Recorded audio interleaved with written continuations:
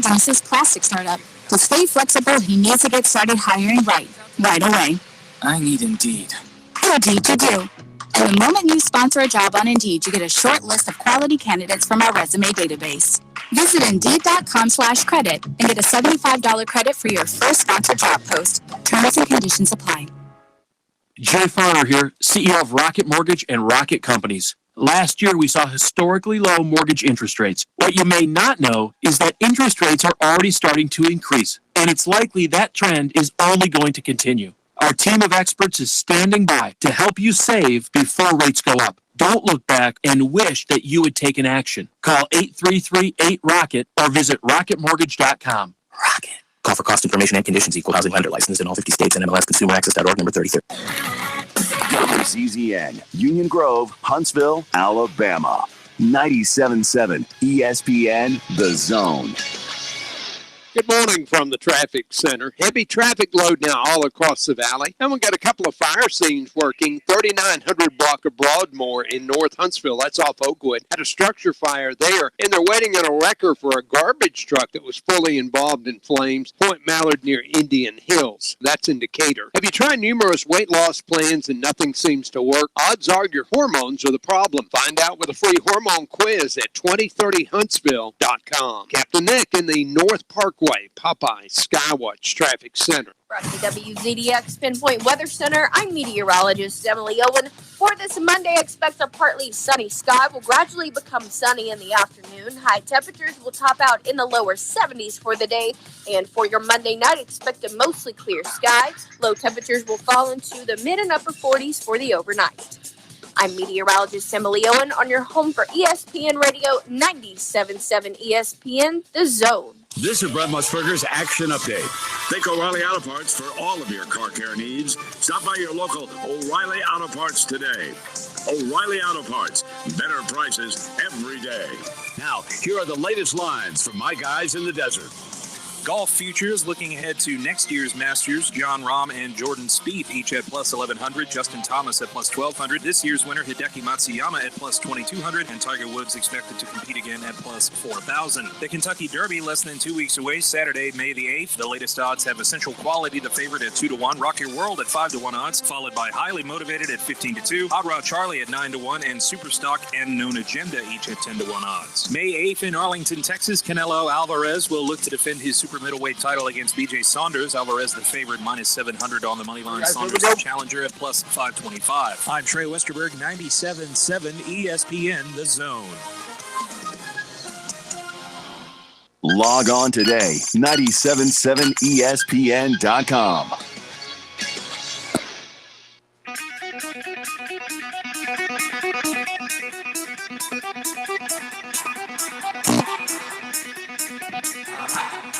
Welcome to Talkin' Ball with Scott Theisen and Drew DeArmond. Call into the Neighbors Wealth Management Hotline now, 256-576-4977. That's 256-576-4977. Now, here's Scott and Drew.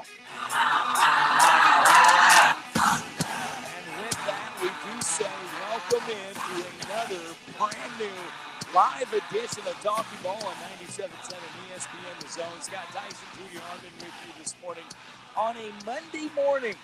Coming to you live from Bill Penney Toyota, right along University Drive. So glad to have everybody with you and with us this morning, especially on our digital channels as well. We're on YouTube, we're on Facebook Live, we're on Twitter, we're on Twitch, and we are off and running. But of course, we could not do this show without you guys as well.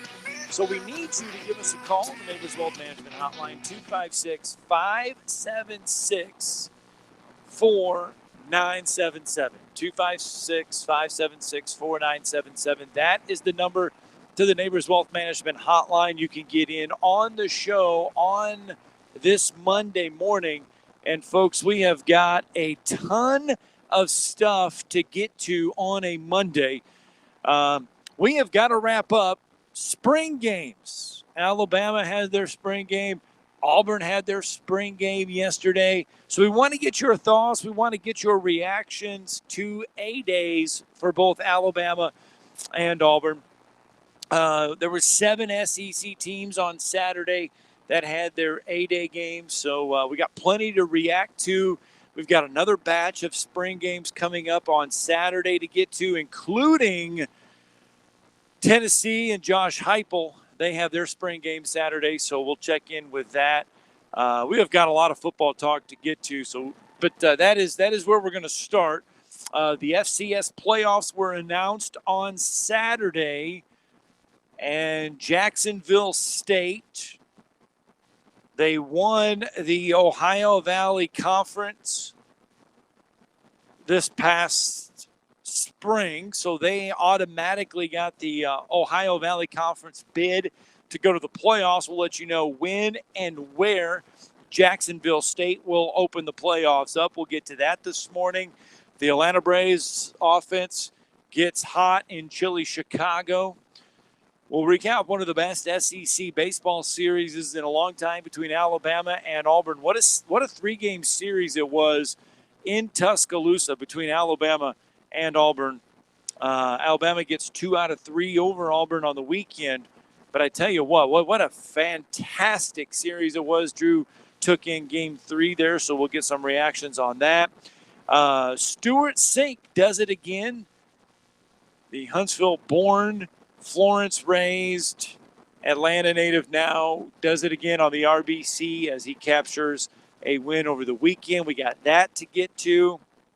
As I mentioned, we have got all kinds of great stuff to get to here on this Monday edition as we come to you live from Bill Penney Toyota. Don't forget, Bill Penney Toyota, the service department, now open Monday through Friday, 7 a.m. to 7 p.m., and then they are open Saturday, 7 a.m. to 5 p.m. So if you need your car service, get on out here. Bill Penney Toyota, this is the place to be. You can also buy 3 tires, get the 4th one for just $1. That going on at Bill Penney Toyota. Nick Saban and Alabama. The Alabama, how about this? 47,218 fans inside Bryant-Denny Stadium Saturday for Alabama's A-Day game. Bryce Young takes home MVP honors. Jean-Marion Latham grabs the Most Valuable Lineman of the Day award. Did we watch much of A-Day from Alabama? Did we pay attention at all to much of it? Here is a little bit of Nick Saban's opening comments after grabs the most Alabama A-Day. It might help if I take off that. Here we go. Let's see. Nick Saban's A-Day. We had a very productive spring. I think now's the time in the locker room after the A-Day game that you say to everybody, look, it's time for us to come together and become a team. No offense, no defense, no crimson, no white. And everybody's got to create winning habits. You don't want to introduce any habits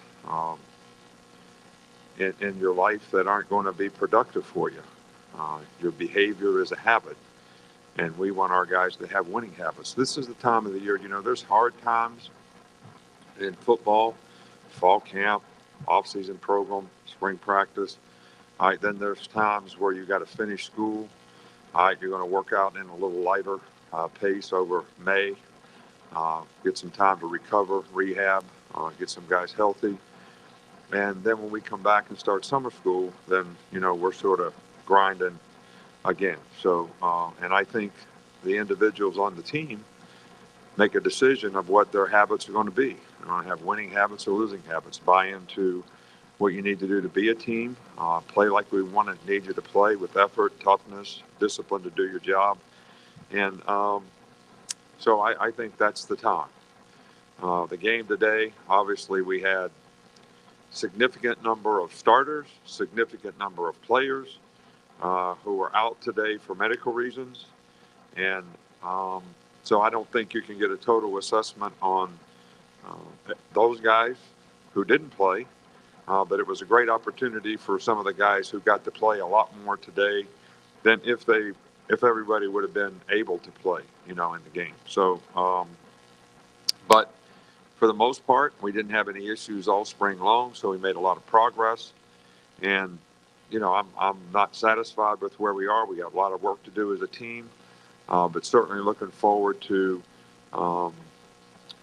taking every opportunity that we have to improve our team and continue to improve our players. So, it was a fun game, and we made a lot of mistakes, dropped balls, turnovers, had a couple explosive plays called back because of pre-snap penalties, illegal formation, covering up people. I mean, these are all things that can get fixed, but there was a lot of good things out there as well. Okay, we'll get.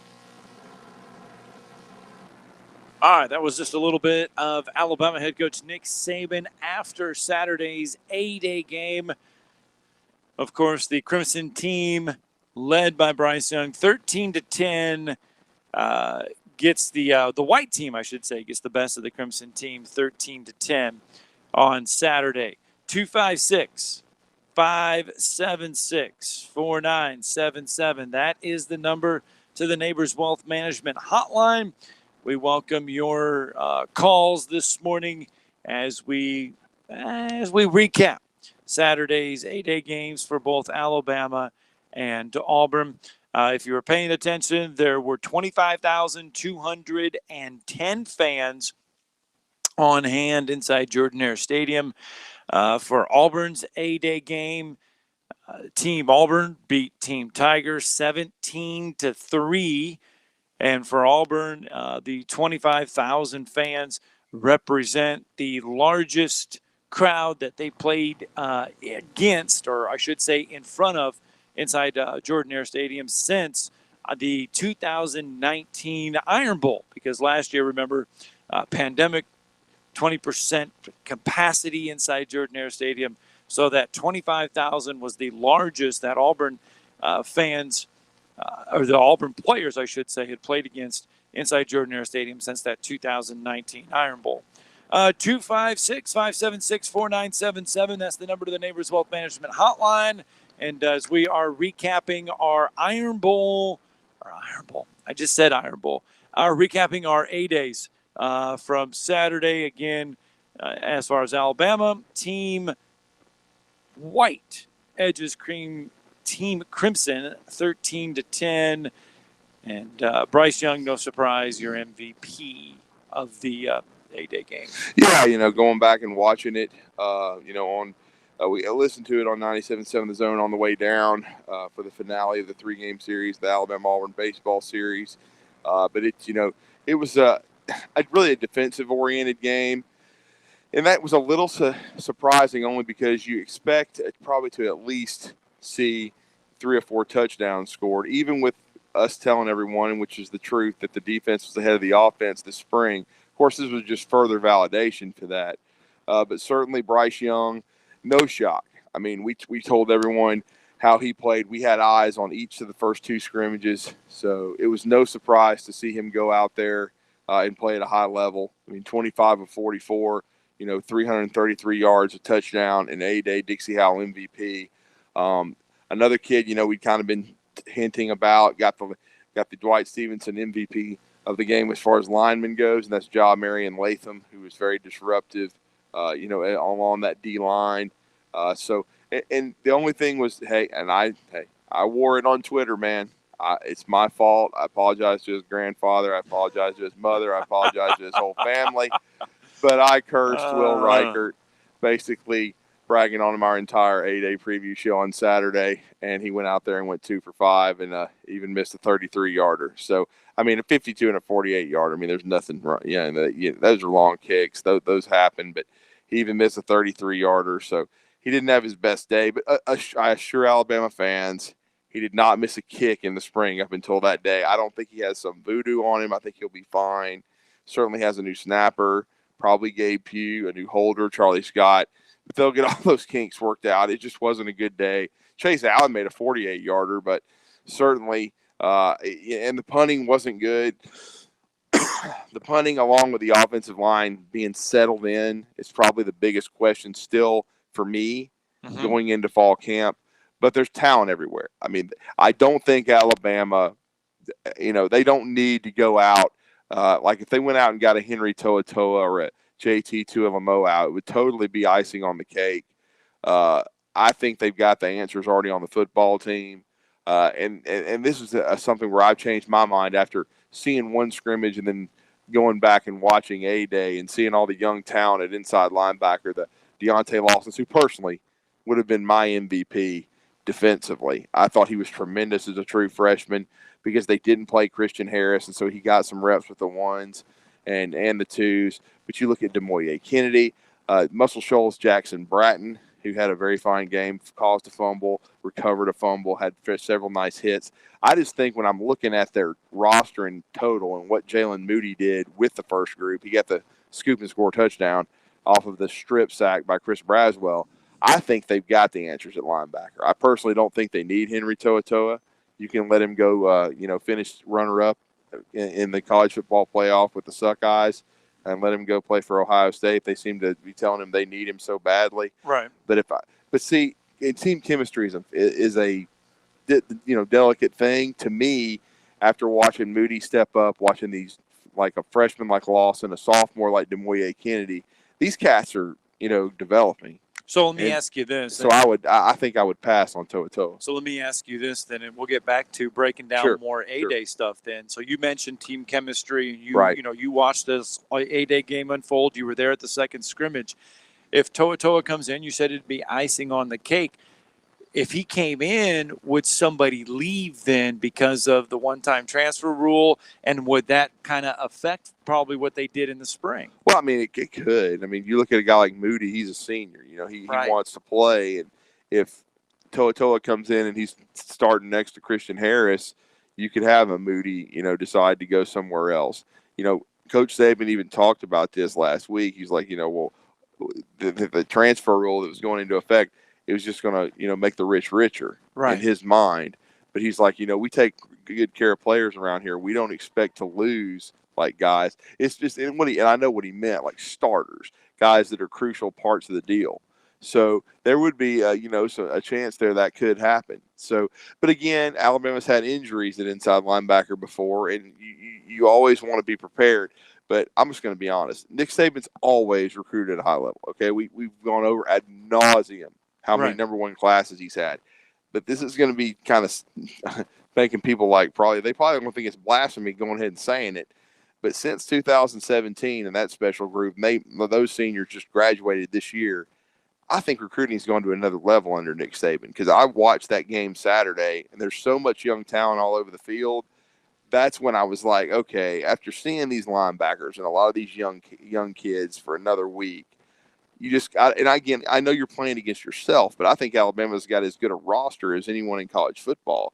I'm thinking, I mean, if Nick Saban goes and gets Henry To'oTo'o, well, hey, that's just another, piece of the puzzle. It's a feather in the cap. Yeah, like you said, I mean, it's a talented player. You can't blame him.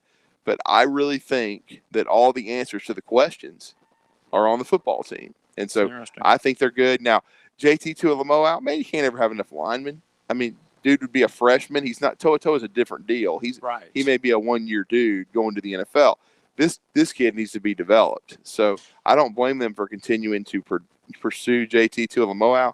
But for To'oTo'o, man, I mean, it's the inside word seems to be Alabama or Ohio State, but Alabama, they looked awfully good. They looked awfully good on defense for all three scrimmages, and they've got a coaching staff that has a lot of continuity to it on that side of the ball. Now, offensively, they've got 4 new coaches, but defensively, they kept the band together. And so, to me, they got a chance to have the best defense in the country. All right, let's go to Brandon, who's holding for us on the Neighbors Wealth Management Hotline, 256-576-4977. That's the number to get a hold of us. Good morning, Brandon. Morning, Brandon. Good morning, gentlemen. Yes, sir. Just want to let you know, Valdosta is making calls. My neighbor that coached down there several years ago did receive a call Saturday from some boosters there that are reaching out, trying to line up the next coach. So just want to let you know they are in the process of doing that. Yes, sir. JT Tuilamoau talked with some coaches this weekend, And we all kind of came to the same consensus. If he becomes what Drew said Friday, if he is a redshirt or a rotational player as the top recruit in the country, his choice of how to do what he was going to do in recruiting has failed him, because he should be starting somewhere. He's held out too long, and I think he's messed up. But the spring game, the thing that I watched in the spring game was I wanted to see, what is Bryce Young going to show me who he is and what he does. And when he went out there, he used his legs to set his arm up. He's moving around. He showed us that if he wants to run, he can run, and he can get those yards. Now, he's head up downfield looking for opportunities to throw the ball, and he's not going to be run first, but he can run when he wants to. He's somewhere between Mac Jones and Jalen Hurts, but he's going to use the ability to move around in the pocket to freeze linebackers and freeze safety.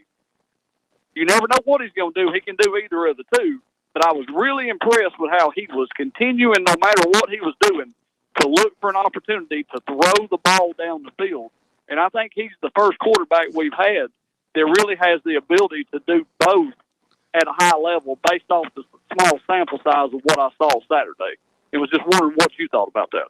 Well, I mean, I certainly think the first drive where he stuck his foot in the ground and he faked and feinted and froze Byron Young with the first defense, and then as Kirk Herbstreit pointed out on the broadcast, he threw back across the field to Roydell Williams for a 47-yard gain. That wasn't even in the progression. So that just showed you the way that Bryce can improvise. Certainly, I do think, he was victimized by some drops. The first touchdown, or the first that drive, should have been a touchdown with him evading another rush, defensive lineman, throwing across his body and hitting Trayshawn Holden. Had to throw it low. It wasn't a wide open throw, but he got it there. And Trayshawn had a drop. Hey, Trayshawn had a couple drops, but he still caught 9 balls, and he made maybe the catch of the game. One-handed that hit the pylon. They didn't go back and look at it, but certainly I thought Bryce played at a very high level. And Brandon, when you think about that's his first, full spring at Alabama, and he only had 1 scrimmage last year, and he had 3 this year. I think he got progressively better, and I think he'll only get better heading into the fall. Well, I liked his decision making, and there were some people making comments about, did he throw a bad pass here or there because he couldn't see. Right. They're saying they don't think he's 6 foot tall. Well, I don't think he is either, but I don't care. Well, and I don't either, because I feel like his mobility is going to allow him to be able to move to see what he needs to see. Now, Paul Tyson impressed me with his size and with his arm. I think that if for some reason we had to play him this year, that he can be a very viable quarterback. But Bryce just amazed me, because there's so many guys out here, they want to run.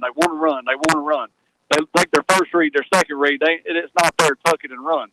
With Bryce keeping his head up and his focus on his receivers at all times, it gives me a lot of confidence, and it's just really good to see that he's been trained to do things the right way coming up, and I think it's really going to pay off for us. No doubt. Well, good phone call, Brandon. We appreciate it. And the thing is, too, I think, with we didn't get a chance to see Jalen Milroe. I think he was out due to medical reasons. We haven't heard the exactly, but there was rumors about a COVID situation that knocked out some guys. And you heard Nick Saban. You played the audio. He said there was at least 20 guys that were out. That not all starters, but probably nearly a half dozen that could be a starter or play a heavy role. So there were some guys that were missing out there. Milroe was one of them. You heard Herbstreit talking about Milroe. Now, I will say this about what Kirk said. He said he had an amazing spring. Now let's pump the brakes here. I think he was good. Okay, right. The first scrimmage he was a little lost. The second scrimmage he got off to a slow start, then got hot. That doesn't mean that he had just this amazing spring. I mean, you're kind of being hyperbolic a little bit. You didn't watch it, but I'm just saying for someone that did, Kirk, I respect him. He's got a lot of knowledge, but he's getting it secondhand. I'm just telling everybody he had a good spring. He's wanted to push for the number 2 spot. The way Kirk is verbalizing it, you're thinking, oh, my Lord, he might start. Pump it here. It's not happening, okay? That's not something that's going to happen. Just like if fans are going to overreact with Will Reichert and think Chase Allen should be the kicker because he made a 48-yard. No. Okay. I may have cursed him for one scrimmage, but he's still the kicker. Right. And he was perfect all spring until yesterday. So everybody just relax, as Aaron Rodgers would say, relax, everybody. And they have their kicker and they have their starting quarterback in Bryce Young. They just need to keep him healthy because I thought Paul Theisen was solid in some ways, but when he does have trouble moving around a little bit. And so the thing is you have to call the game differently. But I'm just saying, I still think there's a drop, a precipitous one from Bryce Young to the other QBs right now. All right, let's get a break in. When we come back, we're going to delve into more of Alabama's A-Day with Travis Reier. You're listening to Talkin' Ball on 97.7 ESPN, The Zone. Good morning. Got a wreck at Pulaski Pike and Patterson Lane now. Apparently that one's going to be a no injury. And we still got fire equipment and HPD in the 3900 block Broadmoor. That's off Oakwood in North Huntsville. Had a working structure fire. No mask, no hose. The Somnodent from Dr. Sandman's an easy-to-use oral device. Insurance approved, sleep apnea, and for snoring. 350-CARE or RandallSandlin.com. Captain Nick in the 72 and Jeff Popeyes Skywatch Traffic Center. Sitting here with Ann Adams of Berkshire Hathaway Home Services, Rise Real Estate. Is it a good time to sell your home, Ann? Yes, it is. We have people relocating from all over the country. Why should we choose Rise Real Estate? Well, we've been selling real estate in North Alabama for 36 years and have sold more real estate than any other real estate company, period. Do you help your customers through the entire process? Yes, our agents are with you during the whole process from start to finish, from beginning to end. In your relocation services, you have a whole team. Yes, we have a dedicated relocation department helping customers move seamlessly into the area. Ann Adams has been writing contracts for the last 36 years. She has the experience to help you list and sell your home, downsize your home, or help pick the perfect spot north of Alabama for you to build a future. Call Ann Adams at 256-337-2625 or on the web at www.bhhsriserealestate.com. I'm attorney Gary Lackey. You know, you'll hear people say we're like a family, but here at the Lackey Law Firm, that's really true, not just a saying. I'm Justin Lackey. With my father and my sister, we have a special connection to each other. I'm Jennifer Lackey. At the Lackey Law Firm, when we take on your case, you become part of our family. You really do. And we'll always do whatever it takes to get everything you deserve. If you're injured, you worry about getting well, not about paperwork or insurance companies or figuring out how to get to your lawyer's office. I'll come to you. We worry about your case so you don't have to. When you've been injured, we know that your case is probably the biggest thing going on in your life. More important than almost anything else. And it's important to us too, for one simple reason. Family takes care of each other, and at the Lackey Law Firm, we'll take care of you. The Lackey Law Firm. The Lackey Law Family. 1-800-4-RIGHTS. No representation is made that the quality of the legal services to be performed is greater than the quality of legal services performed by other lawyers. This is Eli Gold, voice of the Alabama Crimson Tide. Now more of Talkin' Ball with Scott Theisen and Drew DeArmond on your home for Crimson Tide Sports 97.7 ESPN The Zone. Roll Tide.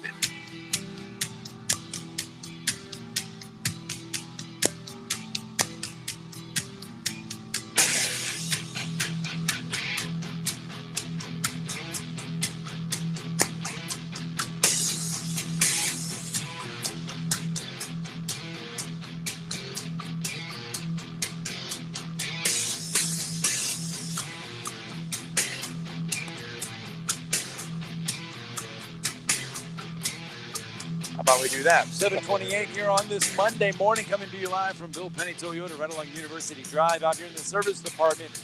Don't forget, Monday through Friday, 7 a.m. to 7 p.m. They are open. Saturday, 7 a.m. to 5 p.m. 256-837-1111. That is the number to the Toyota. That'll get your car service. That is an easy number to remember. I wonder how many times they've had to change that. 256-837 quad ones. Don't forget, though, you buy 3 times, you get the 4th one for $1. Oh, I agree. And I almost sent our next guest the wrong phone number. But, Let's bring in our next guest. 256 576-4977. Yes. That is it. That's what I sent our next guest. He is the longtime color analyst, or I should say senior analyst for Alabama athletics as a whole for BamaOnline.com. Been a huge part of 24/7 Sports for over a decade. And, of course, you can hear him Monday through Friday on Tide 100.9 for Southern Fried Sports. And it's the host of that program, and his name is Travis Reier. He's with us on the Neighbors Wealth Management Hotline. Travis, good morning. You were through, and Scott, how are you? I'm great. How are you guys? We are doing well, and I always defer to you and what the observations you gave your subscribers at BamaOnline.com, plus what you can tell our listeners. But what were your takes from the Alabama A-Day game? A low-scoring affair, 13-10 inside Bryant-Denny Stadium on Saturday. But I will say I was glad to be wrong about the attendance. I thought it would be a little lower, but the weather cleared out, and we had nearly 50,000 fans in the stands, 47,000 plus. Yeah, right there at capacity for the day. So that was a real positive, and just the opportunity to celebrate the permanent captains from both 2019 and 2020. Sans Tua Tagovailoa, that was still a real positive event there on A-Day. But as for the scrimmage itself, it seemed like it was kind of a carryover from what they had encountered in their first two scrimmages of the spring, even with a lot of guys out. They were missing some star power, obviously, with guys like Will Anderson, Christian Harris not involved on the defensive side of the ball. You had Brian Robinson out offensively, and a couple of the early enrollees at the wide receiver position that weren't able to go. So you were missing some guys, no doubt about it. But I thought it still delivered in terms of entertainment. You wanted to see Bryce Young throw it around. Well, he threw it around 44 times. So you got to see plenty of him. You got to see some of that early enrollee youth that you anticipated seeing in the scrimmage, with an emphasis on the offensive side of the ball. Ajay Hall with a big scrimmage. You got to see those true freshman offensive tackles. Deontay Lawson defensively, I thought, was outstanding on the other side of the ball. So you still got a little bit of something if you didn't get a little bit of everything on Saturday. Yeah, that's something that we kind of alluded to all week, was that with so many of the veterans out, so many of these young guys, a lot of the early enrollees, a lot of the guys that didn't get the field last year, it was a great time for them to, go through everything, showcase of what they've learned and how far they have come. Yes, absolutely. And, you still understand that the offensive line is a work in progress. It's certainly, when you have some guys out in the spring to begin with, and then you have some issues throughout the spring that have come up at that spot. So, it was really a day for more of the next wave. And when you talk about the next wave, I thought the young linebackers really stood out, both inside and outside. Jalen Moody was very good.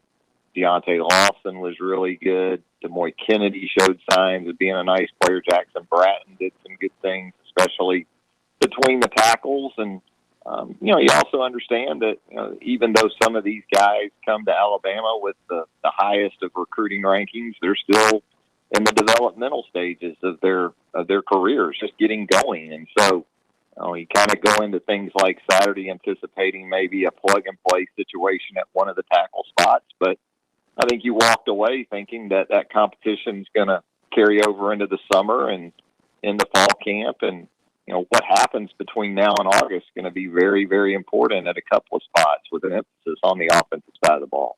Yeah, and there's no doubt, Travis. I wanted to get your opinion on this. I just made this statement opening the show before you came on with us. After watching the scrimmage last week, and then be able to see this A-Day game, go back and watch it yesterday. I'm of the opinion, and I know it's been a huge topic because the transfer rule has been approved nationally. We think the SEC is going to pass an interconference transfer rule in the near future. That I think Alabama doesn't need Henry To'oTo'o. Certainly, he's a talented player. He definitely could contribute to this defense. If Nick Saban decides to add him to the mix, you can understand why. But to me, after seeing all this depth at inside backer, seeing Jalen Moody continue to impress as he did at the midpoint to the end of last season, I think all the answers are in the linebacker room are already on the football team. I don't think they need Toa. What is your take on that? I don't think they need him, but I think it's really hard when you're in the business that Nick Saban's in to just say no thanks to a guy with that type of not only ability, but 2 straight years as a starter in the Southeastern Conference. And I agree in terms of what Jalen Moody has shown over the last 7-8 months. I don't think he has to take a back seat to anyone. But coaches, as you know, Drew, they think differently than the rest of us. And they think more in terms of what if we have a couple of guys go out like we did before the 2019 season. You know, it'd be nice to have a Henry Toa around in that sort of scenario. But I agree in terms of the overall depth at inside linebacker, it is more along the lines of 2017 than it has been in any of the previous 3 years. No doubt about that, because you've got some veterans that have continued to develop like Moody, but then you've done obviously very well by yourself on the recruiting trail with guys like Bratton, Kennedy, Moody. You know you're going to have Harris in the fall. So they're in a very good place regardless, whether they end up with Henry Toa or not. I think they'll be fine. No Jaden Milroe, obviously on Saturday, so it gave some of the other guys a chance to show what they can do other than Bryce Young, because, Bryce Young, obviously we knew what we, wanted to see from him, a little different, going into projected being the starter. What was your take, though, and what was your feeling on that backup quarterback spot? Yeah, I thought Paul Theisen did some decent things. There were times where he was out there with 3 early enrollee offensive linemen between the 2 Brockermeyers and J.C. Latham. And then even when you looked at the other spots, it wasn't much in the way of experience. So 18 of 34 for 171, probably about what you would expect. And that's a tough situation for Paul because he's not only working with youth up front, but also on the outside, although Agiye Hall was anything but like an early enrollee and how he performed on Saturday. He was a real positive, a real benefit to Paul Theisen and that Crimson offense. Braxton Barker also getting some work there as well. But, I think it'll continue to be interesting as you move into the summer and August and see how that sort of goes about taking care of itself in terms of the backup quarterback spot. Again, Paul's not going to make plays with his legs. That's not his thing. So when the protection isn't the best and maybe some of his receivers either aren't doing as good a job getting separation against man coverage and or catching the football when it comes their way, I thought his stat line was about what you would expect for that type of situation. But we'll see once Milroe is back and able to go. That could be very interesting in August. It could, Travis, no doubt. But we saw Cameron Latu continue to make plays. He had the only touchdown of a day with that 59-yarder from Bryce Young. We also saw Jaleel Billingsley make some plays. So the tight end room, I think Nick Saban feels pretty good about it. I still think that's where Kendall Randolph's role is going to be during the regular season as well as a blocker. And then we even saw a little bit out of Robbie Oots as well. But the tight end room and Cameron Latu seems to be really settling in as the replacement for Miller Forrestall. Yeah, I would say it's pretty easy to envision at this point that Latu would be the tag team partner to go along with Jaleel Billingsley after it was Miller and Jaleel a year ago for the most part. And I agree on Kendall Randolph. I think that when it's all said and done, you'll still see him in that number 85 jersey a good bit in 2021, and he's got real value there as more of an inline option and what he's able to do in short yardage and goal line situations. And they like him there obviously too. His versatility got a lot of value to that team. So they're in good shape. I think it's safe to say. And Oots is pretty impressive looking young prospect, can do some things that you get out of an H-back, but also play in line, and good athlete in high school, really good basketball player in South Carolina. So you're excited about his future. Really, it was a day for the tight ends and backs. John Hall had some big plays. Trayshawn Holden had 9 catches, but between the tight ends and the backs and the passing game, between the two teams, I think they combined for 271 receiving yards. So with Jalil and Latu and what you saw from Jason McClellan as a receiver, I thought was really positive. Roydell Williams also, because of what Najee Harris gave you in that aspect of the game. I thought there was a lot of good news from that perspective. Drew and I have been laughing all morning because we did a special Saturday show, and Drew was praising and giving heaps to Will Reier. It was my fault. That was the one area where Alabama fans aren't going to have to worry. Didn't have the best of A-Day games, but Travis, there's not really any room for concern there with Will Reier. I think after his first year, we just kind of chalked this up as a bad day. Yeah, it's good to go ahead and just get them all out in the spring. It's kind of like the driving range, Yeah. You hit the bad ones on the range, and then once you get to the first tee, you just start puring it. But no, he did sandwich the 3 misses between a couple of short makes there to start and end the day, but a couple of those were pretty deep, 52 and 48. The 33-yarder that he missed was not indicative of what we saw from a year ago, but I think Will Reier will be just fine. And it was also good, though, to see Chase Allen, his backup, make a 48-yarder there in the third quarter. So good to have some depth at that spot. And I think punting, if we're going to talk about kicking the football, that'll continue to be a little bit more of a concern. Charlie Scott back, that's nice, and did a nice job down the stretch of the 2020 season, but seems like they're going to continue to try to work through that. Yeah, no question. And then Travis, defensively, we've already talked about the linebackers, so many good young players. Personally, I would have voted Deontay Lawson MVP. He looks like he is a fast riser, a freshman like a C.J. Mosley, who will, probably earn a prominent role defensively in his first season. But as a whole, we saw Jalen Armour-Davis, I thought, play pretty well as he's trying to compete for that corner spot opposite Josh Jobe. We also saw Kool-Aid McKinstry with a late interception. But your thoughts defensively overall with what we see it by the end of spring practice? Yeah, I thought some of the depth up front was a real positive. Jamari Latham, winning the defensive or the line of scrimmage MVP, the Dwight Stevenson Award.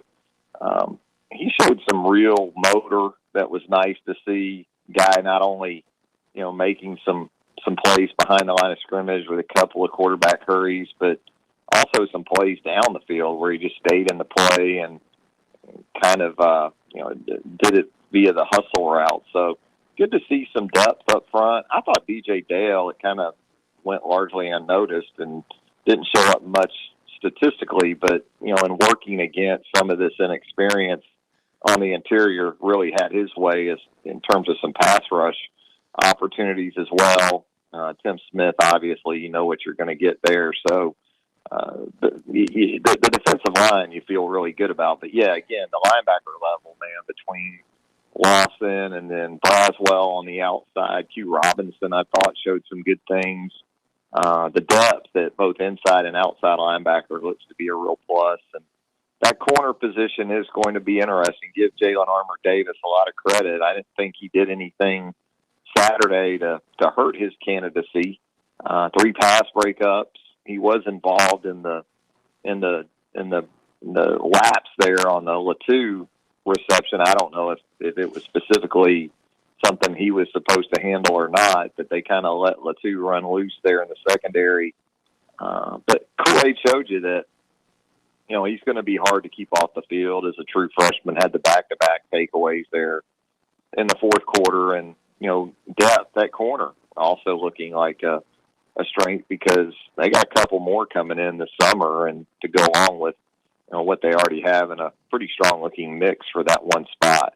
Yeah, they do. And then Travis, as we wind it up with you, some great thoughts on A-Day, but what a baseball series between Alabama and Auburn at Sewell Thomas. All 3 games going down to the 9th inning. The 10 innings on Thursday night, 8-7 win. Then a Bama 10-9 walk off on Saturday night, sandwiched in between a 5-4 Auburn win. But certainly, after watching Auburn's lineup, they're struggling a little bit with their staff pitching wise, but they can definitely swing the bats. Not indicative of a 2-13 SEC record, but huge for Coach Bohannon and those guys after the 2-7 start to be 7-8 halfway home. Yeah, I really wanted to build on that sweep at Texas A&M, and make sure you win home series as much as anything, and they were able to do that, and got some heroics from some guys that you expected from, but then in the third game with Jim Jarvis, maybe someone you don't expect it as much from. So that's a really positive sign too when you start to get it from some other guys. And it wasn't the return that I'm sure Alabama fans maybe hope for with Connor Prelip, but you just take it for what it is and move forward and feel better about your pitching depth regardless. And yeah, this past weekend in the SEC, it had kind of a regional or super regional feel to it around the league again. I mean, when you look at Vandy and Tennessee and Ole Miss, Mississippi State, it's just week in and week out. It feels Omaha-like in the league. It does. It really does. It's now Alabama going to head out to Kentucky, I believe, this weekend. So the old stomping grounds for Coach Brad Bohannon. They're going to be a 3-game road series. It's very difficult to win road series, so we'll see if Alabama can win 3 in a row. From talking to Coach Bo post-game, it sounds like Connor Prelip felt good after that inning, so perhaps he builds on it this weekend. And then Antoine Jean had a rough one, but hopefully his command will be better next weekend. They definitely need him to be a factor as we go down the road. But, Travis, we always appreciate the knowledge. Thank you for your takes on A-Day and baseball, but let everybody know how to connect with you and, of course, your daily radio program. Thanks, guys. Just go to BamaOnline.com or Alabama.247sports.com.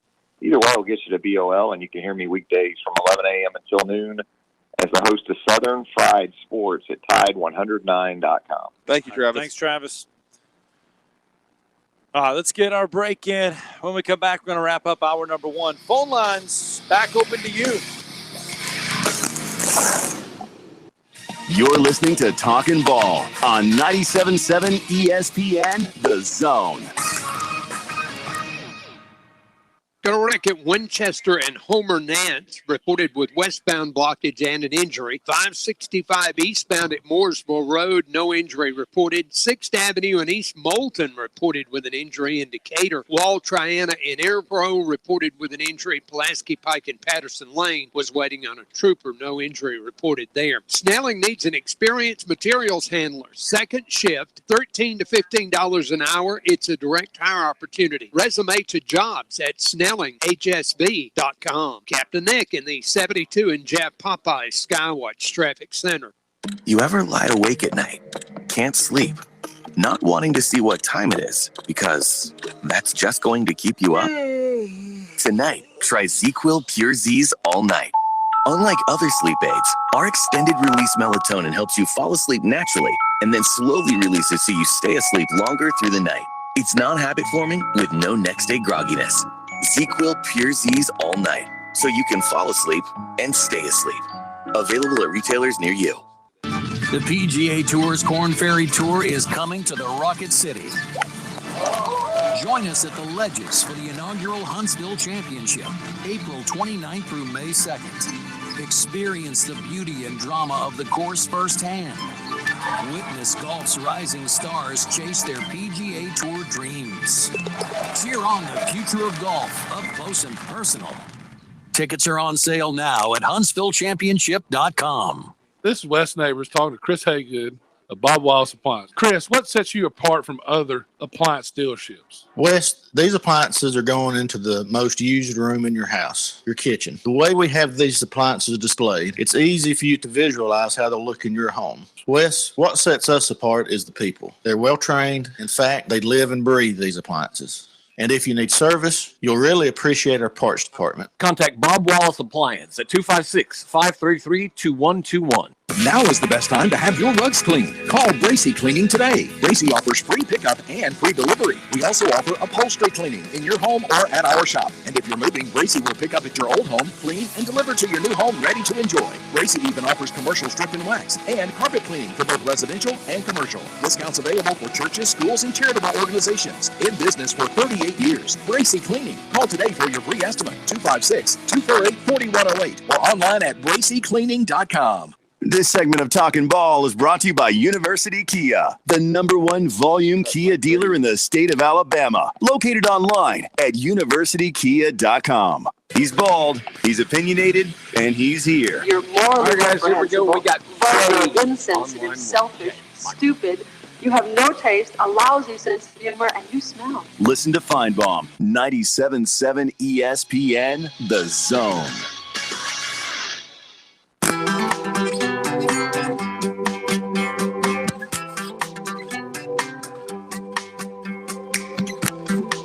Hi, welcome back. 7:50 on this Monday morning.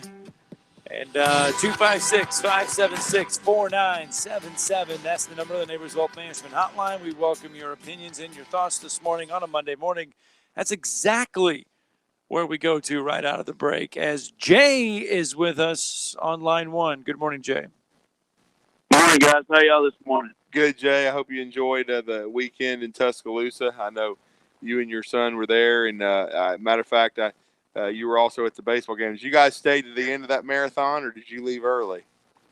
Man, I wasn't going to leave up for nothing because I've been bit before by that, and I wasn't going to leave, and he didn't want to leave either, so we had a great time. Yeah, it was a heck of a college baseball game. But Drew, I'm going to be honest with you, buddy. When I walked in the stadium and when they started playing Thunderstruck and the guys coming through the locker room, my heart just dropped. My eyes filled with tears because I knew that wasn't going to be there with us today. Yeah, It was rough. Yeah, I can. That's the first time y'all been back in there since we unfortunately lost our great friend Bama Zach, and it's so sad because you sent me the picture of your son sitting in his seat in Bryant-Denny Stadium, which I thought was we talked about. We mentioned that at the end of our preview show. He loved every bit of it, and that was his first baseball game. And oh wow! Awesome. I talked to Rick Penley, and Rick said, you got to bring him back now from now on because he's undefeated when we play. Yeah, Rick's a great guy, man. But just talk about the 8A game. Really impressed with Holden and Hall and Bryce Young, and the running back really impressed me, and Moyne Kennedy. I really like him, and J.C. Latham. Yeah, no doubt. I think Latham will get a lot better. I want to wait and see how much better J.C. Latham and Tommy Brockermeyer get from the spring to the fall. A lot of times when Alabama's recruited elite offensive tackles that are true freshmen, they make a huge jump from then. Now, don't get me wrong, Evan Neal is going to be the left tackle. I don't think there's any doubt, but I want to see if J.C. Latham can make a huge push for that right tackle job. It could push Damian George inside the right guard. I personally think when Emil Ekiyor comes back that he will go from right guard to left to be beside Neal again. They've played, beside each other their whole careers. I think you'll see the left side be solidified. And then, of course, we know Chris Owens is in the pivot at center, but it's going to come down to that right side. Who's going to be the right guard? Who's going to be the right tackle? That'll play itself out in the fall. If Latham is able to, seize that job, then it brings up a really, really interesting three-way dance for the right or the right guard slot with a Damian George, with a Javian Cohen, and with Tommy Brown, who I think has really solidified himself, at least in the two deep, but is pushing for a starting job because he's played both right and left guard. So I think the answers to the questions are already on the football team with the offensive line. Jay, it's just going to be how it plays out. And Cameron Latu really played well, and I know he's played well in the whole spring, and just glad to see him finally getting his due because he's been there a while, and he's finally getting it, I think. Yeah, I think so. It just took a couple years, and then he had to wait by some good players. But certainly, patience is a virtue. He's a redshirt junior. I think he's ready to roll. He's impressed BOB quite a bit, as has Ajay Hall. I was telling everybody Ajay Hall was a dog, and then he went out there and really played well. He's got great hands, great body control, great size. He's going to be in that top 4 receivers. I don't think there's any question about that. So, Jay, you look at him. You look at when Mechie gets back, you got Slade Bolden. And so then it's going to be the Javon Bakers, the Trayshawn Holdens, and the Ajay Halls that I think are going to fill out that top 5. And then we ain't even seen JoJo Earl yet. So. That's a great point. JoJo Earl gets there in May to throw his talents in the mix at wide receiver and returner. But, Jay, I appreciate it. Hey, man, I hope we see you on Thursday. Rodney Orr's coming to see North Alabama Tide fans group. Yeah, I appreciate y'all taking my call. And remember, Coach Saban told Kool-Aid, when to get on the field. Yeah, they caught a little bit of colorful language. Yeah. Too. And then, Drew, you bring up a point about, the guys taking steps forward, freshmen taking steps forward. Right.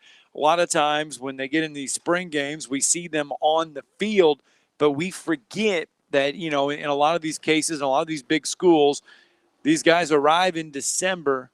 They're only a little over 3 months removed from high school, so they have yet to get their bodies into true college form. Yeah. Right. And no matter where you're at, they haven't gotten their bodies transformed from that high school to that college frame yet. They just started the process. They just started the strength and conditioning process. No matter where you're at, they're 3 months in. So now you give them another 3.5 months before the fall comes. You're looking at 7 months. And that's where you see that transition. You see that form. So when they come to August, they've put on more weight. They've put on more muscle. They've adapted a little bit more to that college level. Well, they have, and that's why. And then they get used to the speed of the game because this is not high school. No. You're playing against some grown men. You're playing against some studs. That's why when people – That's why spring games are important. Well, when people come to me and say, well, 76, he looked bad. And 69, boy, he was lost. And then, in 65, he didn't look like they just got here.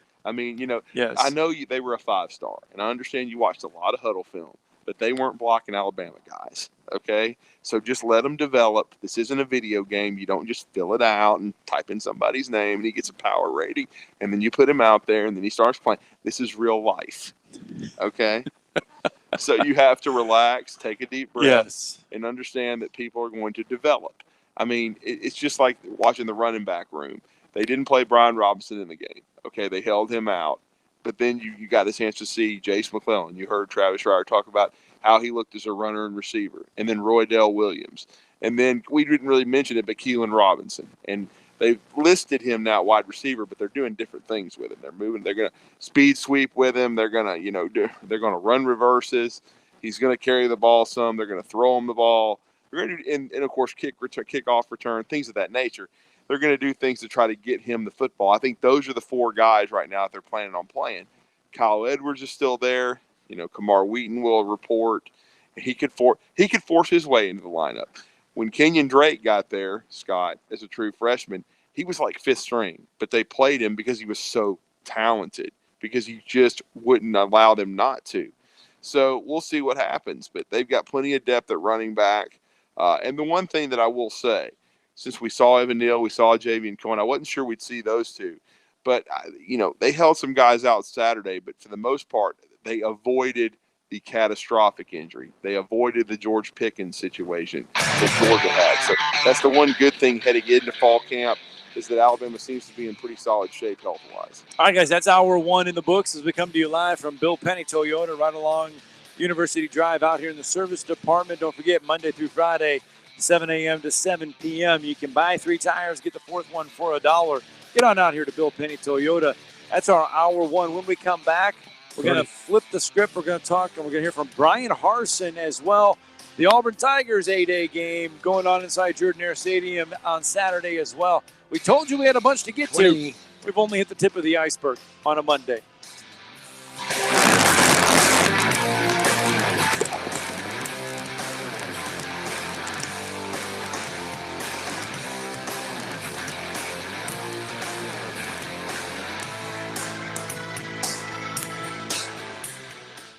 When you call most roofing companies, all you'll hear is, you need a new roof. Not when you call Fleming. At Fleming Roofing and Restoration, we're focused on your needs, whether it's an easy repair or a full roof replacement. Folks around here have trusted Fleming since 1965 for all their residential and commercial roofing needs. And as the area's storm damage experts, Fleming knows all the ins and outs of the insurance claims process. Log on FlemingHSV.com to schedule your free estimate today. Fleming Roofing and Restoration. We show up. You know it, and I know it. Sometimes a brand new car or truck just isn't in the budget. That's where we come in. Bobby White back again for Woody Anderson Ford, and I want to talk to you about the advantages of buying a Ford Gold certified used car or truck. These are low mileage, gently used vehicles with great warranties. A 12-month, 12,000-mile comprehensive limited warranty and a 7-year, 100,000-mile powertrain limited warranty. Woody Anderson Ford Gold certified vehicles have passed 172 point inspection. WCZN, Union Grove, Huntsville, Alabama. 97.7 ESPN, The Zone. Good morning from the traffic center. Got a wreck at Winchester and Homer Nance. That one's got westbound blockage with an injury. 20 and Bibb Garrett came in as a no injury. 565 eastbound at Mooresville Road. Nobody hurt there. 6th Avenue and East Moulton in Decatur did have injuries. Wall Triana and Interpro was an injury type. And Pulaski Pike and Patterson Lane was just waiting on a trooper. Expert heart care backed by advanced technology. When you need cardiac care, you need the heart doctor. Dr. Randall Burns and the team at Huntsville Heart Specialist. Captain Nick in the North Parkway Popeye Skywatch Traffic Center. From the WZDX Pinpoint Weather Center, I'm meteorologist Emily Owen. For this Monday, expect a partly sunny sky will gradually become sunny in the afternoon. High temperatures will top out in the lower 70s for the day. And for your Monday night, expect a mostly clear sky. Low temperatures will fall into the mid and upper 40s for the overnight. I'm meteorologist Emily Owen on your home for ESPN Radio 97.7 ESPN, The Zone. This is Brett Musburger's Action Update. Think O'Reilly Auto Parts for all of your car care needs. Stop by your local O'Reilly Auto Parts today. O'Reilly Auto Parts. Better prices every day. Now, here are the latest lines from my guys in the desert.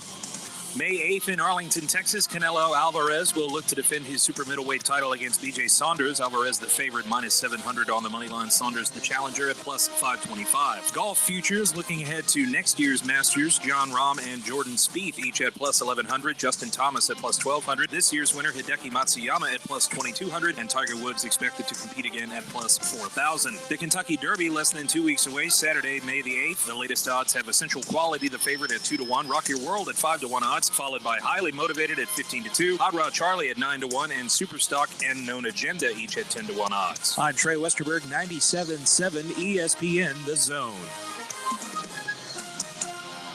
Log on today, 977ESPN.com.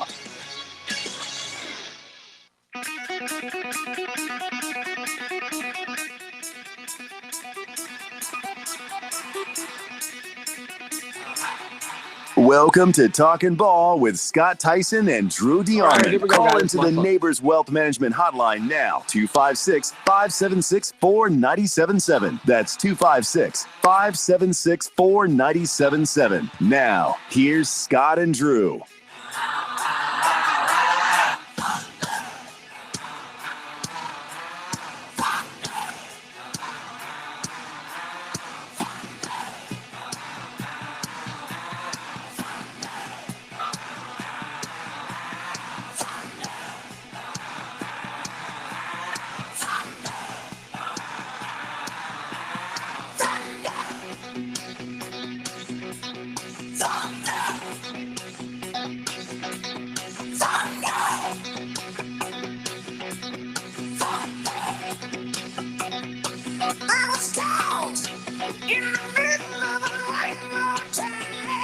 And welcome back to Talking Ball on 97.7 ESPN, The Zone. Scott Tyson, Drew DeArmond with you on this Monday morning.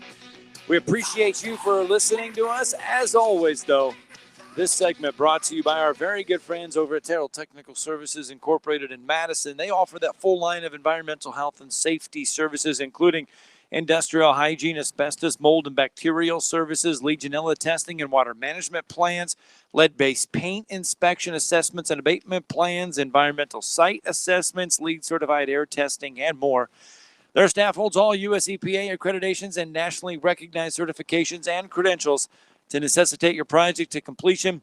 Give Terrell Technical Services a call today at 256-461-9278 to discuss your environmental health or safety needs. And on Saturday, the Auburn Tigers, in front of 25,210 fans, had their A-Day game. That was the largest crowd inside Jordan-Hare Stadium since 2019 Iron Bowl. Last year, they didn't even reach 25,000 fans during a pandemic 20% attendance limit. Team Auburn knocks off Team Tigers 17-3. Afterwards, here's Bryan Harsin. I want to acknowledge our fans. That was great to have them out there. It was good to see people in the stands, and you could feel it. It was an environment that we just can't recreate in practice, and something that we discussed with our players of just as you perform or prepare to perform, remember there's going to be that factor. And so today it was great for our guys to be in there. It was great to see the fans and to interact, have their interaction on the field. And I think our guys appreciated that. I know it helped us. I know at times it also allows us a chance to be able to learn from just the performance that we need to have as we get out there in front of people and we go to execute. And so there was plenty of things that we did do well today as far as stuff the coaches have been hitting and emphasizing with each group and each unit. And then some things we got to work on, which is great. We have a practice on Monday we get a chance to come back to and clean things up and then talk about what we're doing moving forward when we get into this time where finals are happening. Guys have a chance to take a little bit of a break, and then we come back in June and get started. So there's a lot of things that are going to be happening here this next week and moving forward. And then we all know about the June 1st and having campuses open back up and opportunities for camps and opportunities for visits. So a lot of things, but today the focus was coming out, operate, execute, and seeing these guys just go out and play smart, play hard, have fun, and just cut it loose playing the game. The only way you get better is playing the game. And so we saw, at least from, without going back and watching the tape, what I saw, some solid execution with our blue offense. Thought the blue defense played well.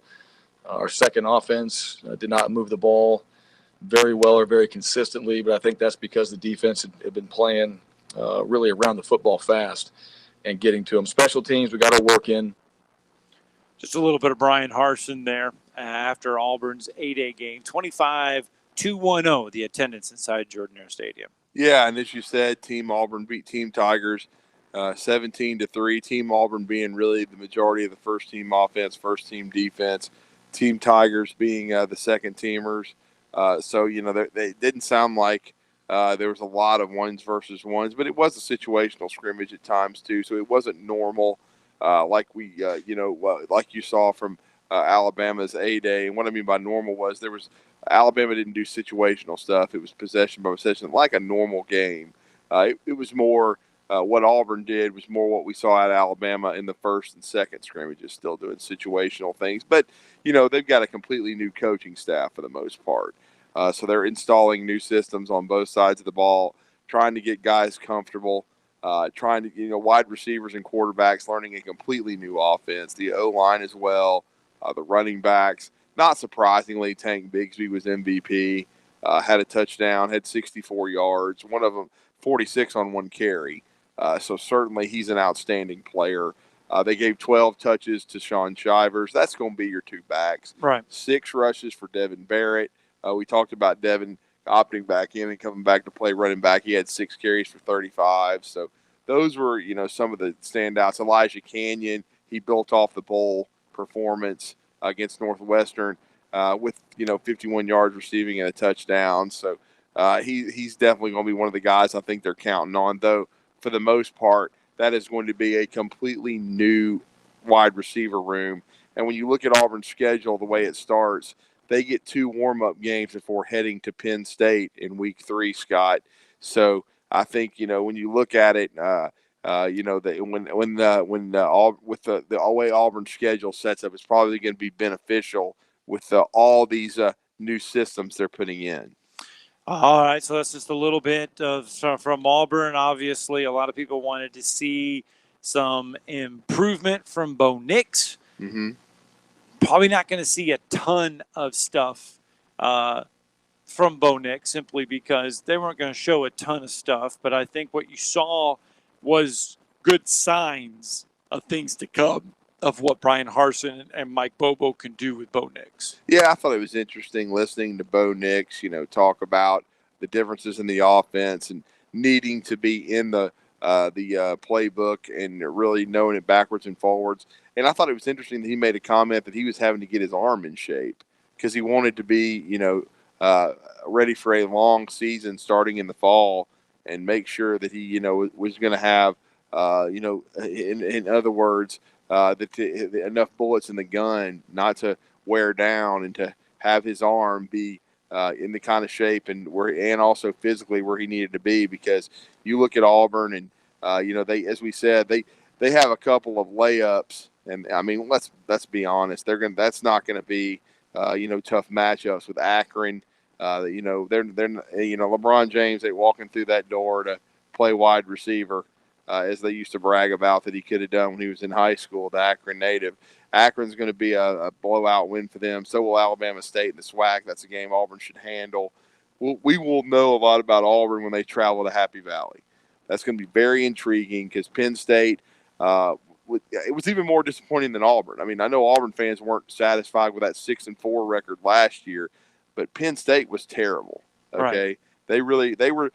The word coming out of the offseason last year, and Brandon Marcello said this for 24/7 Sports, remember, he thought Penn State, Ohio State the winner would be the national champion. I mean, that he thought that they would make the playoff, the winner of that game, and then would win it all. Certainly, Penn State didn't live up to that. Ohio State did until Alabama flattened them in the national championship game. But still, it's going to be interesting to see, if James Franklin and Penn State. I think that season for them has just been, erased as an anomaly. Just a lot of COVID issues, things of that nature, the pathetic leadership of the Big Ten. And so they're kind of giving him a mulligan. But I'm going to be interested to see how good Penn State is and really how good Auburn is, because we'll find that out when they, hook up in week 3 in Happy Valley. All right, 256-576-4977. That is the number to the Neighbors Wealth Management Hotline, and we want to hear from you on this Monday morning. 256-576-4977. That's the number of the Neighbors Wealth Management Hotline. Now is a great time for you to get in on the show this morning. And if you got any kind of A-Day kind of thoughts or questions, now's the time to do so. Staying with football, staying with your favorite, spring football. Yeah. Yes. Hey, now, come on. It's playoff time now in the FCS level. Yeah, it is. Jacksonville State. They win the Ohio Valley Bounce Conference. back after a disappointing 2019. Yeah. This spring season has been successful for Jacksonville State. John Gross. They win the OVC, so they're headed to the playoffs. They are headed to the playoffs. Yesterday, the FCS playoff brackets were announced. Yep. Jacksonville State will host Davidson April 24th. So on Saturday, they get a first-round game against Davidson. Your top seed is South Dakota State. It's kind of weird when you see it. They're just 5-1, but they are Jacksonville State finished 9-2. And the reason why it's 9-2 in 11 games is because they got to play some in the fall. So that's why they have 11 games on their schedule. Most everybody else has 5 games, 6 games. But you scroll on down the list, and North Dakota is in there at 4-1. North Dakota State, yes, without North Dakota, just North Dakota. Oh, this is the same team that UNA faced back in the day in the Division II level, but it's who North Dakota is playing is why everyone's paying attention, and that is Missouri State. And Missouri State, of course, coached by former Louisville, former Atlanta Falcon, former Arkansas, former Louisville head coach Bobby Petrino and his family, literally the fighting Petrinos there at Missouri State. Yeah, he is. After his shenanigans riding motorcycles, but Bobby Petrino, people kind of lost track of where he was, but yes, he's at Missouri State. Now I have a question. You pointed out that North Dakota was the one that knocked out UNA, but where's North Dakota State? Are they in it? Yes, they are 6-2. So they are 6-2. So yeah, they're going to take on Eastern Washington. They get to host Eastern. Are they on the red field? Or They're North Dakota State. Of course, most of the time they are. Yes, but you'd be intrigued to know that Trey Lance is having a second pro day today as well. Oh well, joy to the world. I'm sure if the Falcons draft him, their franchise is ruined. Hey, now Arthur Blank did come out and say he is really impressed with the 4 quarterbacks. Yeah, he really is enthralled with. He's really impressed with somebody to try to offer him a bunch of picks to trade up. That's what he's really impressed with. I just hope they don't. Of course, I was, but my good friend Freddie Kirby, he did point out to me last night. He loves to find these mock drafts and he can call me up and tell me what he's seen, but. He found a mock draft yesterday that was rather interesting that, if you're a Falcons fan at first, I think it would make you cringe, but they had traded down from 4 to 23 and gotten multiple draft picks out of this. I would hope a future first rounder. I wasn't told, what the entire package was, but this is what it entailed. And what it entailed was the Falcons traded down to 23 and they drafted Najee Harris. And then they had a couple of. That means the Steelers. They would have traded with the Steelers, so the Steelers could move up. Well, yeah, I would have. I think that's who has the 23rd. And then I was told that in the second round they had back-to-back picks in the early 30s, and they took Landon Dickerson and Christian Barmore. So I thought he's like, well, if you're a Falcons fan, you can't complain about that. I said, well, that has about as much chance of happening as how could I equate it? I'm sitting here thinking, maybe with me wearing an Ohio State hat, I guess.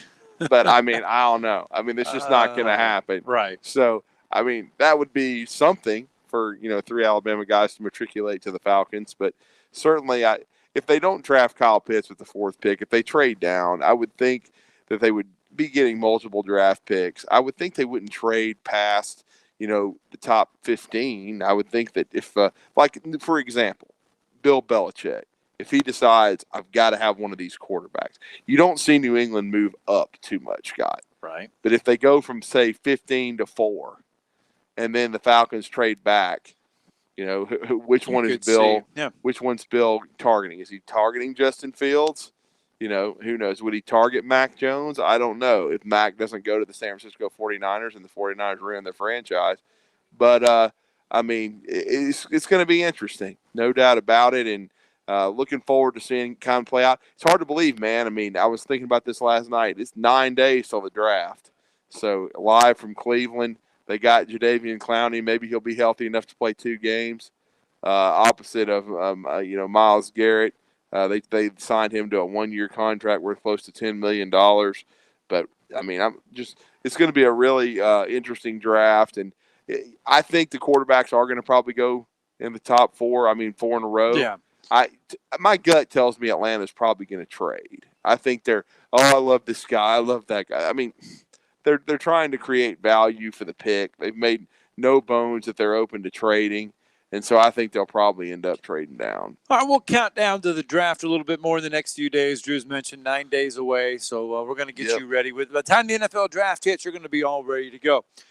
Staying with the spring football theme, we do need to give congratulations to Alabama A&M. They scored 31 unanswered in the Magic City Classic to dominate Alabama State 38-14, the 79th edition of the Magic City Classic. You're going to get the 79th and 80th edition all in the same year because they're going to play the 80th edition come October. But Alabama A&M with that win also wins the SWAC, I believe it's the SWAC East title. It's their first East Division title since 2011. They're going to face Arkansas Pine Bluff in the SWAC title game May 1st. Both teams undefeated. And hosting duties, the hosting duties are not going to be finalized until after the final week of the season. So A&M is 4-0, 3-0 in SWAC play. So they have a chance. I believe. I don't know how they're doing the SWAC championship game. We'll have to check. But Yeah, that game's usually played in Birmingham. it's usually played in Birmingham. I don't know what they're going to do this year. I have not seen how they're going to do it. So I'm not even going to pretend I even know. But I do know this, that A&M is your SWAC East Division title champions for the first time since 2011. So congratulations to Connell Maynor, Queel Glass and Company. Glass did not have a great first half, had a fantastic second half for Alabama A&M. So the Bulldogs, SWAC East champions. Yep, and getting the win over their biggest rival in Alabama State. That's a game, the Magic City Classic in Birmingham, that stands by itself. One of the biggest games there is each and every season. The pageantry, the huge crowd. They didn't have the pageantry this year. They didn't have the bands. They didn't have the cheerleaders. Yeah, due to the COVID, because Birmingham's still having the mask ordinance. Birmingham. They decided they weren't going to adhere to what Governor Kay Ivey had put in place. Shocker. But so that's what they did, I went through Birmingham on my way back to eat late on Saturday night, and yeah, it's still in full effect. There's no doubt about that. So that's the way they decided to handle it in Birmingham, and we'll see what happens going forward. But congratulations to Alabama A&M. I mean, that's huge. I mean, I know it's an abbreviated season, and it's been a difficult one because they had several games canceled due to COVID and things of that nature. But getting back to the SWAC championship game against Arkansas Pine Bluff, great accomplishment. All right, 256-576-4977. That is the number to the Neighbors Wealth Management Hotline. If you want to get in on the show, coming up here in just a couple minutes, Bryan Matthews will join the show as we delve deeper into Auburn's A-Day game inside Jordan-Hare Stadium. That's coming up here in just a couple minutes. Yeah, we'll catch up with our good friend Bryan Matthews, auburnsports.com, part of the Rivals Network. He was front and center for Auburn's A-Day. We'll ask him about Auburn baseball, a heartbreaker to Alabama. But I mean, I think that's 10 one-run loss, either 9 or 10 one-run loss games for way Auburn to lose this year. baseball games, man. Excruciating. So I mean, when you look at Auburn's baseball team, their lineup is really good as far as swinging the bats, but they're struggling a little bit on the back end of their rotation and in their bullpen. They struggled against Alabama to hold that lead because they had an 8-5 lead. I mean, it looked like they were in command and going to win that series in Tuscaloosa. Gave up a couple of home runs for Alabama to tie the game at 8. Late in the ball game. Then Auburn was very resilient. They took a 9-8 lead in the 8th, top of the 8th. Alabama comes back in the bottom of the 8th to tie it, and then Alabama finally got a hold, because when Alabama would tie the game, it was back and forth. Alabama was behind 1-0, led 2-1. Then Auburn takes a 5-2 lead, and then Alabama fights back to tie it at 5. But every time Alabama tied it, Auburn answered. Right. And that was the one time in the 9th that Auburn didn't answer, and so it was tough. But it was a great series, and Auburn certainly hasn't given up. But we wanted to go, before we go on break, Jason is on line 1, set to join us on the Neighbors Wealth Management Hotline. Hey, Jason, how are you? Hey, I'm great. How y'all doing this morning? We are doing good. Hope you can do well. Hey, I got a question, more or less an opinion from you. On the Falcons' 4th-round pick, do you not believe they'd be better to go ahead and take Kyle Pitts than trade it? Because don't you think the trader going to get players that the other team don't value? Well, I mean, willing to get rid of? Personally, I would keep the pick and draft Pitts, because I don't think there is an impact defender that is just a guy that's transcendent. But I would take a transcendent tight end if I'm keeping Matt Ryan and Julio Jones and Calvin Ridley. I'm trying to win right now. I'm not trying to rebuild. And if I'm Julio and you're drafting a quarterback 4th, I'm out. Trade me. I'm not here to rebuild. I'm 30 years old. I'm trying to win a Super Bowl. So personally, Jason, I would keep the pick and trade in draft Pitts.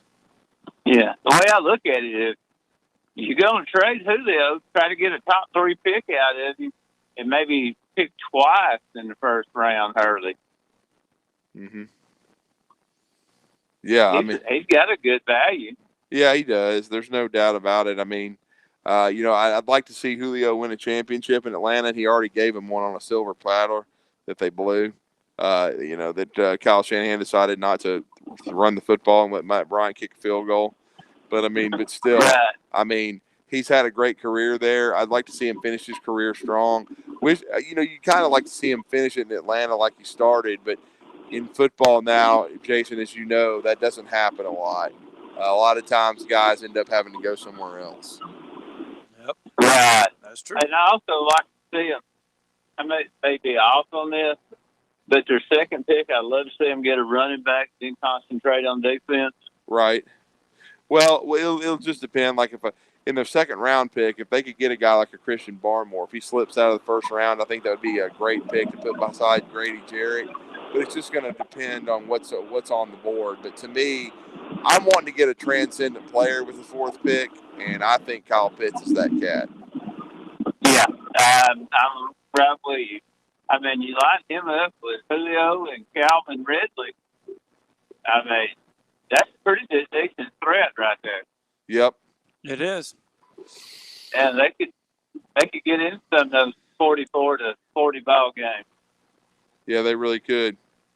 All right, Jason. Thanks, Jason. All right, y'all have a good Monday. All right, let's get a break in real fast when we come back. Bryan Matthews. I got somebody. You're listening to Talkin' Ball on 97.7 ESPN, The Zone.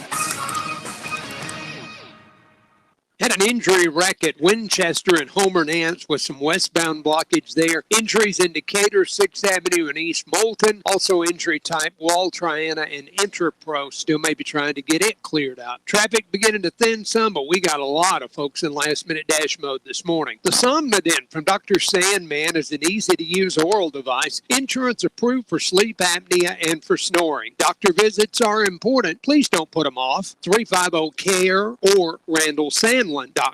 Captain Nick in the North Parkway, Popeyes, Skywatch Traffic Center. You know it, and I know it. Sometimes a brand new car or truck just isn't in the budget. That's where we come in. Bobby White back again for Woody Anderson Ford, and I want to talk to you about the advantages of buying a Ford Gold certified used car or truck. These are low-mileage, gently used vehicles with great warranties. A 12-month, 12,000-mile comprehensive limited warranty, and a 7-year, 100,000-mile powertrain limited warranty. Woody Anderson Ford Gold certified vehicles have passed a 172-point inspection by certified technicians and come with a 24-hour roadside assistance too. You'll also get a Carfax vehicle history report and 22,000 Ford Pass reward points to use for future scheduled maintenance or other accessories. Plus, before you leave in your gold certified used car, we'll be sure to give you a full tank of gas and a fresh oil change, even new wiper blades. Gold certified vehicles at Woody Anderson Ford. Hope to see you soon.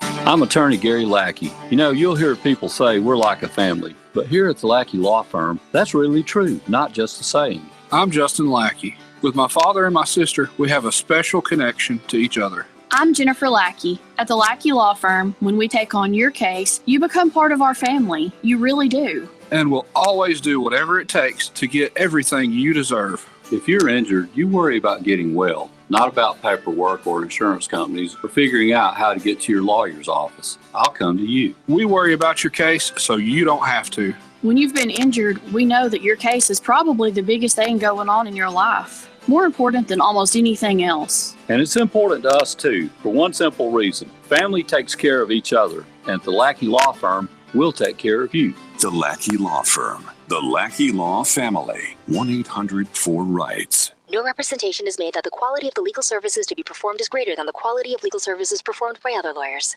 This is Paul Feinbaum. Listen to me coming up today at 2. Now back to Talking Ball with Scott Theisen and Drew DeArmond on 97.7 ESPN. The Zone. Okay, Brian is ready. Mike Durant.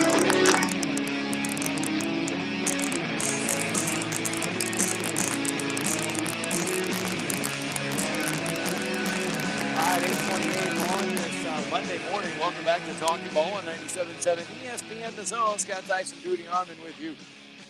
We talked some Auburn spring. We heard from Brian Harsin, 29,000 fans, over 29,000 fans on hand Saturday for Auburn's 8A game. A little different style of 8A than what some might expected, but it's what we thought we would see as well.